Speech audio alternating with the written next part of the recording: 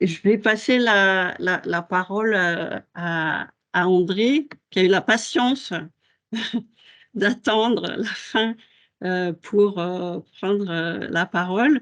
André, je vous passe le micro.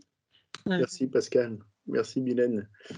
Je pense qu'après l'après-midi que vous avez passé, vous en avez peut-être déjà plein la tête, mais vous en aurez plein les pages après, puisque effectivement, il y a un livre qui va paraître. Donc ça, c'est la force un petit peu de ce travail qu'elles ont fait toutes les deux. Et vous avez pu voir qu'elles sont bien auteurs des choses, parce que parfois, on a des auteurs qui signent un livre, mais qui ne connaissent pas trop les contenus. Elles connaissent bien leur contenu, elles savent aussi les mettre en œuvre avec tout le maillage qu'elles peuvent créer avec des acteurs de terrain. C'est la troisième collaboration qu'on a avec Cap Rural et Siedel à travers un peu ces trois ouvrages qui vous ont été représentés. Ils sont très proches dans leur présentation extérieure, donc du coup, il y a une identité d'éditeur, hein, Chronique sociale.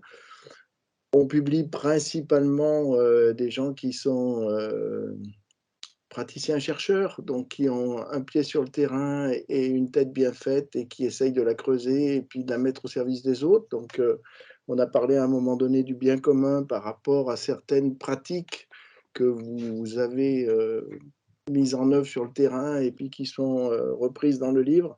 Nous, notre souci, c'est ça, c'est d'essayer de trouver des personnes qui, à un moment donné, ont quelque chose à dire et qui ont envie de le transmettre à d'autres. Et ce livre, il y a eu un petit schéma en début de journée, enfin en début d'après-midi, pardon, qui était le processus de l'innovation territoriale. On pourrait dire que le livre, il a subi un peu le même chemin, c'est-à-dire que on en est au label aujourd'hui, au sens où il est et au changement d'échelle, puisque il a été innové par rapport à une logique de terrain, il a été expérimenté, tous les tableaux qui ont été mis dans le livre, ils ont été vus, revus, retravaillés avec des acteurs de terrain, et aujourd'hui, on est dans le changement d'échelle. Donc, voilà, on va le figer pendant quelques temps, ce livre, et quand on le fige, c'est pour le transmettre à d'autres, et de travailler cette question un peu d'un certain label, d'une certaine manière, puisque l'institutionnalisation, d'une certaine manière, ça passe par cette formalisation et puis estampillé à un moment donné par un éditeur qui va le commercialiser.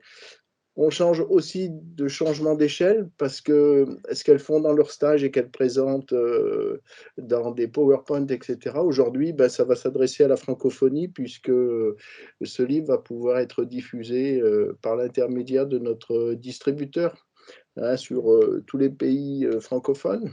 Donc, c'est ça le boulot de l'éditeur, mais ça ne peut pas se faire sans des auteurs qui sont sur le terrain et qui font leur job, quoi.